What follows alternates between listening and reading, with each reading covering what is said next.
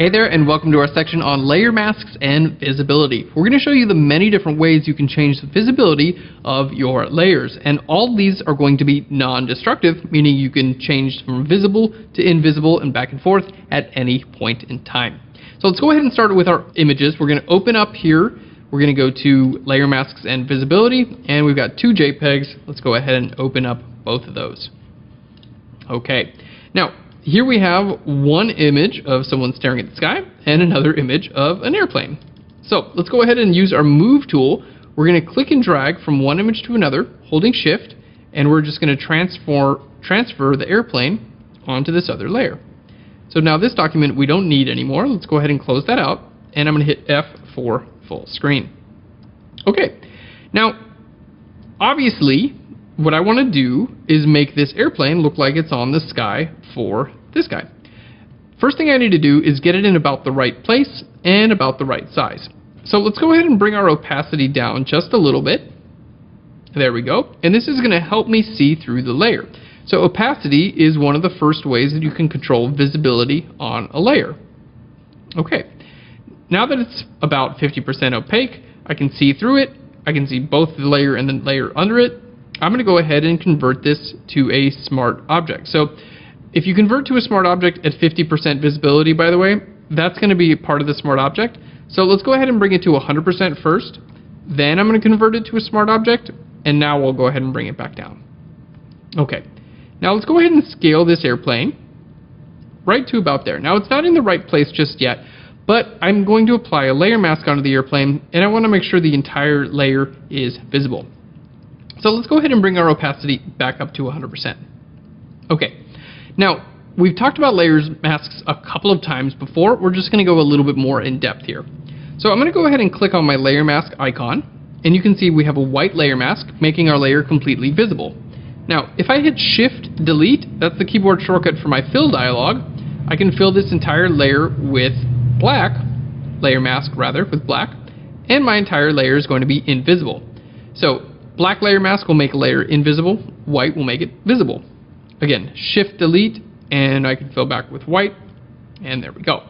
Now obviously you can do complete fills like we just did. You can also use different tools. So if I use my brush tool and I paint black over part of the layer, that's just going to go away temporarily, and I can paint white and it's going to come back. Now this is much better than using the eraser tool because it's not permanent. You can always change the visibility from visible to invisible at any point in time. Okay, so obviously we've seen with the brush tool, that looks pretty good. Let's go ahead and fill that with white. We can also use tools like our gradient tool. So we could have it be visible to invisible, one side to the other. Okay, here we go. Let's gradient tool the other way as well. Or you could do a radial gradient and do something like that if you wanted. Pretty cool. Now you can also use your selections. So let's say I used a lasso tool and I decided to do a rough lasso right around the airplane. There we go. And now I'm going to go to select. I'm going to inverse my selection so it's selecting everything else. Edit and down to fill, and then fill that with black. There we go. So now everything else is invisible except for where I'd use the lasso tool.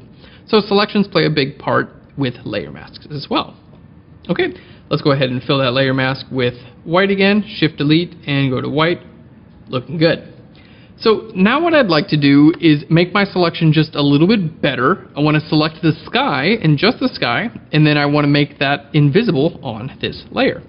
So we're going to grab our magic wand tool here. There we go, and let's go ahead and click on our sky. Now in this case, I'm using a tolerance of 50. So it's selecting part of our airplane as well. So I actually want to just lower that tolerance. So let's try a tolerance of 30 and see if we can select just the sky.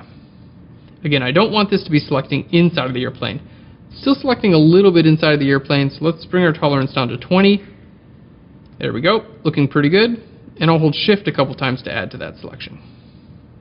Alright, so now that I have that selection of the sky, what I can do is click on my layer mask and hit Shift Delete and fill this with black. And it's basically just going to make the sky invisible. Pretty cool. So now I have just the airplane on its layer.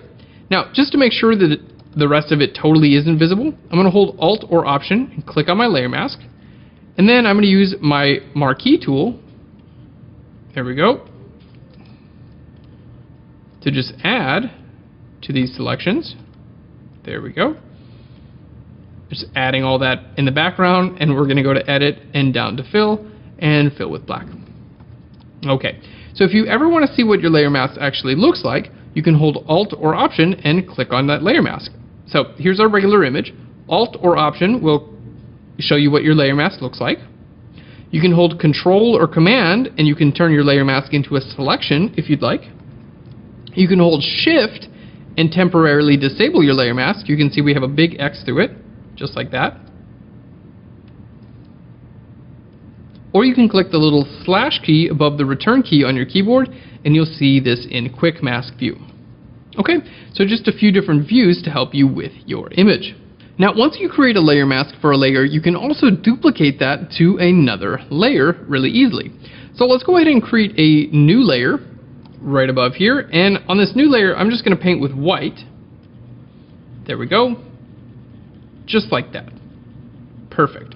So again, just painted with white on a new layer. I'm going to use this layer mask to copy from this layer to the other. So to copy a layer mask from one layer to another, hold Alt or Option and click and drag from one layer mask to another, and then I basically have the same layer mask on this layer. So if I want to unlink this and use my move tool now, I could just move the contents of the layer down. Okay, you can see they're going to fill up that area. Or I could move the layer mask itself and it would fill up that area as well. Okay, I can link them back together and they'll both move at the same time. So just a real quick example of copying a layer mask from one layer to another one. Now, as we've seen before, you can also use masks on groups. So for instance, if I group this layer with itself and create a mask on the group, and I decide, you know what, I want to see what this looks like without this little top part on here, I can just paint black on the layer mask for the group. There we go. It's going to go away. And that won't affect the layer mask that's on this group. So I can hold Shift and click on here to temporarily disable it. So you can see this mask is affecting the visibility of everything that's inside of the group. Okay, I can hold Shift and click on this one and I'm back to my original image. So as you can see here, this is a very non-destructive way of editing your images because I'm always able to get back to my original photo. I'm just hiding or showing different parts of my image. So now we're pretty good with our layer mask. Let's go ahead and make the plane actually look like it's in this image. We just need to make it a little bit brighter and we need to add some more blue. So let's go ahead and Shift click on our layer mask here. You know what, we don't even need this layer mask for the group. So let's go ahead and just click and drag that to the trash can. There we go, because we want that to show, right? And then I'm going to right click and just say delete this group and we'll just say group only. So we're back to this layer. Okay. Now let's go ahead and make it smaller. Control or Command T and shrink it down a little bit and put it right there in the sky. There we go. That looks pretty good right about there. Okay, now I need to make this a little bit brighter, and to do that I'm going to use an adjustment layer, which we've talked about earlier. We're going to use a levels adjustment layer, which will allow me to adjust the brightness as well as the color. So let's go ahead and grab our adjustment layer right here. We're going to go to Levels.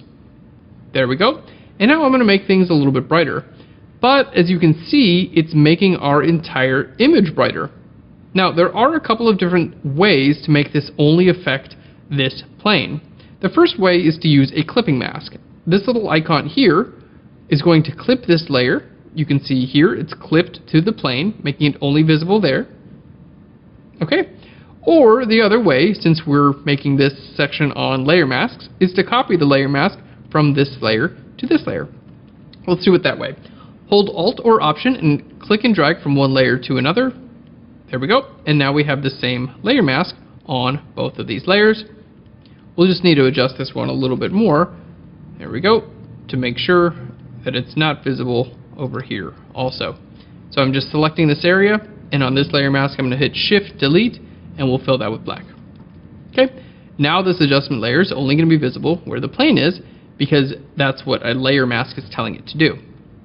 So let's go ahead and reset this back to the default settings. We're going to bring our midpoint and just make it a little bit lighter. We're going to take our light point and make that a little bit lighter as well.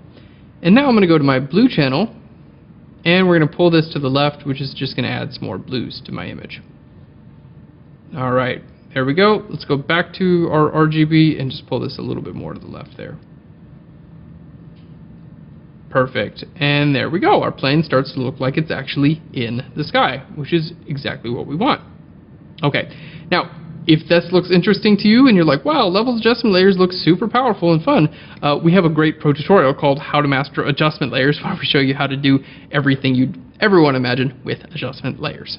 So now we've seen how we can use masks to basically hide or show certain areas of the photos. We can copy layer masks from one layer to another. In this case, it was super helpful for just coloring the plane. There are a couple of other ways we can make layers visible or invisible.